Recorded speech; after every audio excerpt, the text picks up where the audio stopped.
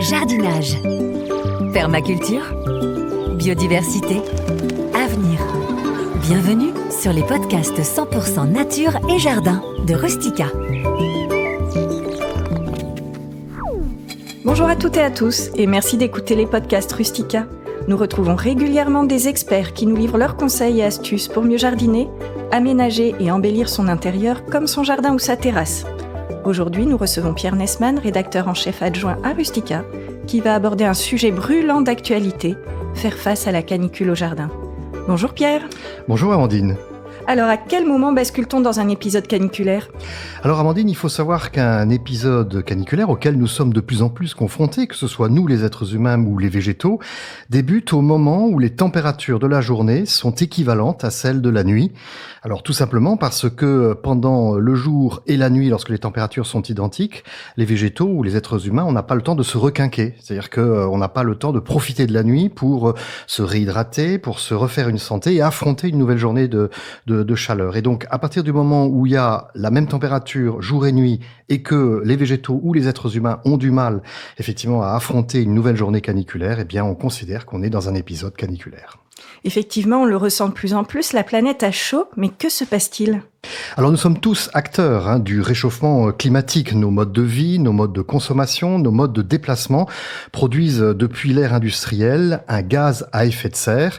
Et donc on va un peu expliquer ce que c'est que cet effet de serre. En fait, c'est une sorte de bouclier qui est autour de la planète et qui retient les rayons infrarouges. Alors d'où est-ce qu'ils viennent ces rayons infrarouges ? Eh bien tout simplement des rayons du soleil qui sont projetés sur le sol. Le sol renvoie ces rayons infrarouges. Et justement, ce bouclier, ce gaz à effet de serre, eh bien va retenir ces infrarouges et c'est ce qui va augmenter la température sur la planète. Alors on parle d'effet de serre, c'est un petit peu comme dans une serre ou dans une véranda, un jardin d'hiver. Tout le monde peut faire l'expérience. Quand vous entrez dans une serre ou dans une véranda, il fait particulièrement chaud. Eh bien, il se passe exactement le même phénomène sur la planète. Effectivement, on imagine du coup qu'il y a des conséquences sur les végétaux. Alors oui, des conséquences sur les végétaux, mais tous les végétaux ne sont pas égaux face à la canicule. Il y en a certains qui se sont adaptés. Alors ils ont décalé leur mode de vie, ils poussent lorsqu'il fait plus frais, ils se mettent au repos lorsqu'il fait chaud. Ils ont développé un système racinaire plus profond pour chercher de l'eau dans les entrailles de la terre. Et puis ils ont aussi, au niveau du feuillage, développé des stratagèmes, des feuillages plus épais qui vont collecter et récolter de l'eau pour pouvoir subvenir à des périodes plus sèches. D'autres végétaux ont des feuillages fins de manière à limiter l'évaporation d'eau et éviter d'avoir trop de coups de soleil, si on peut dire. Certains ont un feuillage vernissé ou recouvert d'une petite pubescence. Ce sont des poils qui sont argentés, qui vont provoquer de l'ombre. Et donc tout ceci leur permettra de résister beaucoup mieux à la chaleur et de limiter l'évaporation d'eau par les feuilles. Et puis il y a d'autres essences qui ne s'accommodent pas à la chaleur, et ça on le voit dans nos forêts lorsqu'on se promène. Vous allez dans le Jura, vous allez dans le Massif central, dans les Vosges, vous avez beaucoup de stations de conifères qui sont en train de dessécher, de dépérir. Et bien justement, ces végétaux sont pas du tout préparés à nos épisodes caniculaires. Ils deviennent donc beaucoup plus vulnérables aux parasites et aux maladies, et on constate effectivement une légère migration de notre flore du sud vers le nord. En effet, ce dépérissement est plutôt progressif. Quelles sont les étapes ? Alors pour les arbres, il y a plusieurs étapes. La première, c'est la chute de feuilles vertes. Vous savez qu'un arbre, lorsqu'il a chaud, perd ses feuilles. Il se débarrasse de certaines feuilles qui tombent, elles sont vertes, pour limiter l'évaporation d'eau et donc l'absorption d'eau. Ça, c'est le premier phénomène. Le deuxième, c'est le dépérissement des branches, parce que toute la sève qui circule dans les rameaux et dans les troncs, elle provient des racines. Et à un moment donné, quand il y a un manque d'eau au niveau des racines, au niveau du sol, ces petits canaux vont se vider. Il va y avoir une sorte de gaz qui va se provoquer, qui va se créer. C'est ce qu'on appelle une embolie. Et ça va provoquer le dépérissement d'une branche, puis d'une deuxième, des voisines, et puis de toute une partie de l'arbre. C'est le second phénomène. Et puis enfin, il y a un troisième phénomène que l'on ne peut pas forcément percevoir. Nous, les êtres humains, c'est ce qui se passe sous terre. Sous terre, lorsque le sol se dessèche, il y a une multitude de micro-organismes qui vivent en symbiose avec les racines, donc qui vont leur permettre d'absorber des éléments nutritifs. Tous ces micro-organismes vont se déshydrater, vont dépérir, et la plante ne va pas pouvoir absorber des éléments nutritifs qui lui sont nécessaires, et donc progressivement les arbres vont dépérir. Alors concrètement, dans nos jardins, pour nos plantes, comment aborder un épisode caniculaire ? Alors avant tout, il faut savoir que cette évolution climatique s'inscrit dans la durée et qu'il va falloir repenser nos modes d'aménagement et d'entretien du jardin, revoir et adapter le choix des végétaux et préserver, économiser, recycler nos ressources naturelles comme l'eau. Mais là maintenant, il y a peut-être l'urgence d'un épisode caniculaire et donc on va voir ce qu'il faut faire et tout ça se passe en 3 points. La première étape, c'est que faire à l'annonce d'un épisode caniculaire ? On a aujourd'hui dans les médias des alertes à la météo qui nous informent qu'il va y avoir un épisode caniculaire. Alors nous, les jardiniers, il va falloir que l'on procède à différentes étapes. La première chose, c'est réduire les rameaux. On l'a vu tout à l'heure, les feuilles transpirent, évaporent de l'eau et donc l'arbre naturellement s'en débarrasse. Eh bien nous, les jardiniers, c'est ce qu'on va faire au jardin. Pour les végétaux qui sont les plus sensibles, comme par exemple les hortensias, on a intérêt à réduire une partie du feuillage. On va également supprimer les fleurs, car les fleurs sont de grosses consommatrices d'eau. Alors évidemment, pour un jardinier, ça fait un peu mal au cœur de supprimer des fleurs, mais c'est nécessaire pour permettre à la plante de passer ce cap. Dans certains cas, on va aussi protéger les végétaux du soleil. Alors on peut mettre des parasols au-dessus des plantes les plus fragiles, on peut mettre des voiles d'ombrage, on peut déplacer certaines plantes à l'ombre lorsqu'elles sont cultivées en pot.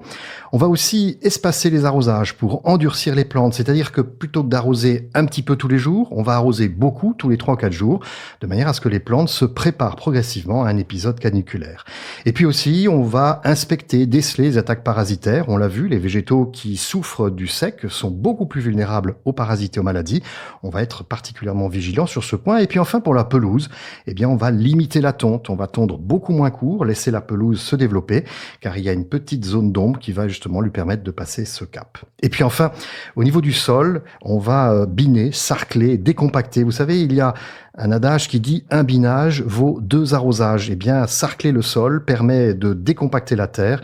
Lorsqu'il pleut, eh bien, de permettre à l'eau de mieux pénétrer dans le sol et puis de limiter l'évaporation d'eau par le sol. On va pailler la terre.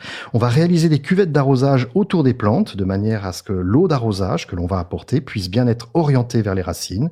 Et puis, dans certains cas, on peut installer au dernier moment des systèmes d'irrigation à même le sol. Je pense notamment au potager avec des zoyas ou des tuyaux perforés qui permettront aux légumes de continuer à pousser. Alors voilà déjà de nombreux et précieux conseils, mais ensuite, au cœur de la canicule, que peut-on faire ? Alors, nous entrons dans la seconde phase, nous sommes au plus fort de la canicule. Qu'est-ce que l'on va faire ? Alors d'abord, repérer les végétaux prioritaires à arroser en priorité. Je pense au potager, les jeunes plantations, les essences qui sont un peu sensibles et qui manifestent très vite des feuilles qui retombent, les hortensias, les forsythias, les troènes. On va arroser, bien entendu. On va arroser plutôt le soir ou tôt le matin, car quand on arrose le soir, les végétaux ont le temps, pendant la nuit, de se requinquer avant d'affronter un nouvel épisode caniculaire. On va immerger les contenants, tous les pots que nous avons, les tremper dans l'eau, les gorger d'eau pour leur permettre de passer ce cap. On va réhydrater les tissus en pulvérisant de l'eau sur les feuilles, et là aussi, de préférence le soir. Et puis on va couper toutes les feuilles et les tiges qui sont mortes, de manière à ce qu'on puisse débarrasser la plante de ces éléments qui ne leur servent plus. En matière de sol, renouveler les binages et les cerclages, on va renforcer les paillages et puis bien entendu remodeler les cuvettes d'arrosage pour toujours bien localiser l'eau au niveau des racines. Très bien Pierre. Alors, fin de l'épisode caniculaire. C'est donc la 3e phase ? C'est effectivement la 3e phase, et là les températures baissent, les végétaux comme les êtres humains commencent à respirer à nouveau. Alors pour le jardinier, c'est le moment de faire le tour de son jardin, de dresser un état des lieux, de voir quels sont l'état des végétaux, quels sont les végétaux à remplacer, les végétaux à soigner au plus vite. Peut-être aussi de dresser le bilan, les végétaux qui n'ont pas supporté la canicule et qu'il faudra peut-être éviter de replanter dans son jardin. On va reprendre aussi les arrosages, mais attention, sans à-coups. Reprendre les arrosages toujours le soir, toujours avec de l'eau au plus près du sol, ne pas mouiller le feuillage.